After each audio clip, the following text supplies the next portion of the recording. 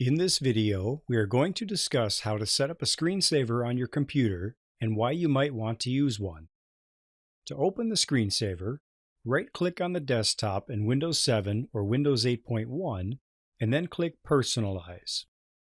If you're using Windows 8.1, you must be on the desktop and not the Metro screen in order to access the Personalize option. The personalization screen will now appear. In the bottom right, click Screensaver. The Screensaver window will now appear. Let's start by first looking at the bottom and Power Management. Clicking Change Power Settings will open the window Power Options. Here you can adjust such options as the number of minutes of activity before the computer goes to sleep, if at all. We won't make any changes and we'll click Cancel. Closing the Power Options window will return us to the Screensaver window. In the Screensaver area, you can choose from a list of available screensavers.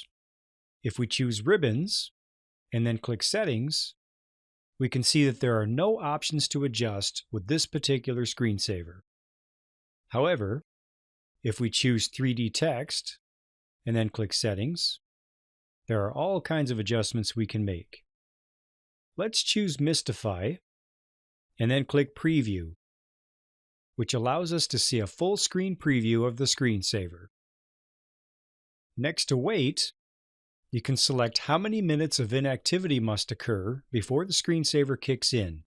If you don't move the mouse, touch the keyboard, touch the touchscreen, or disturb the computer in any way, the screensaver will start after the number of minutes set here.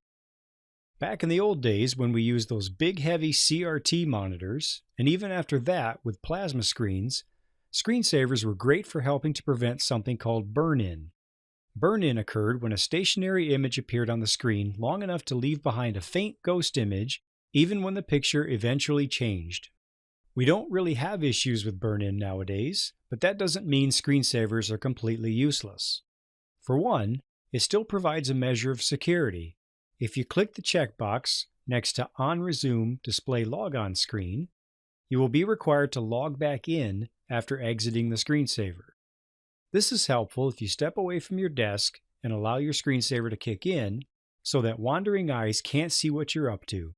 And even if someone tries to access your computer, they won't be able to unless they know your password. Besides that, some people just like seeing their screen turn into an aquarium when they're not using their computer.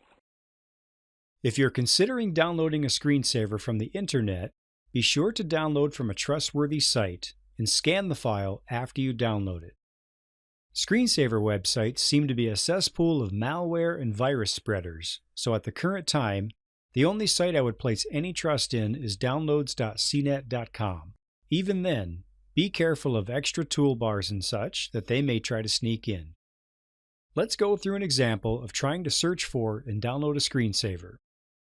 If I type screensavers in Firefox, for example, the first result that appears under the ads is screensavers.com. Must be okay, right? It's the first on the list. However, if we click the link, we immediately get a warning from the Firefox extension WOT or Web of Trust that this site may spread malware or viruses. Now if I search for Earth Screensavers, the first result that appears under the ads is from softonic.com.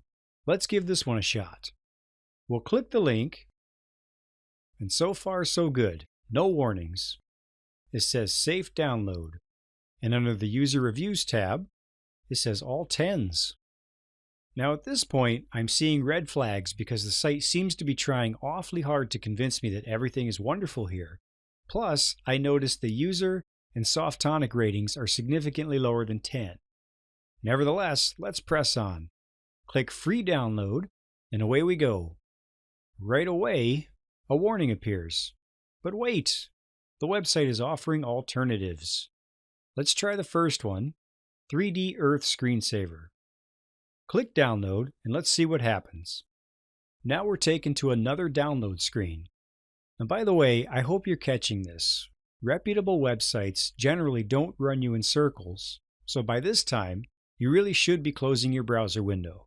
But just for fun, let's keep going. Once again, we'll click Free Download and hope for the best. And here I am, back to the screen I was at a minute ago. At this point, I'm going to trust my better judgment and get out of here before my computer becomes infected with malware or a virus. If you know of a good, reputable website for downloading screensavers, I'd love to hear from you. Just post a comment below this video. In this video, we reviewed how to set up a screensaver on your computer and why you might want to use one. The show notes for this video are available by clicking the link below the video.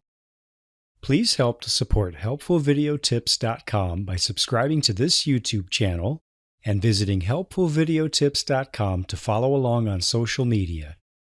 I'm Tom Sutton. Thank you for watching.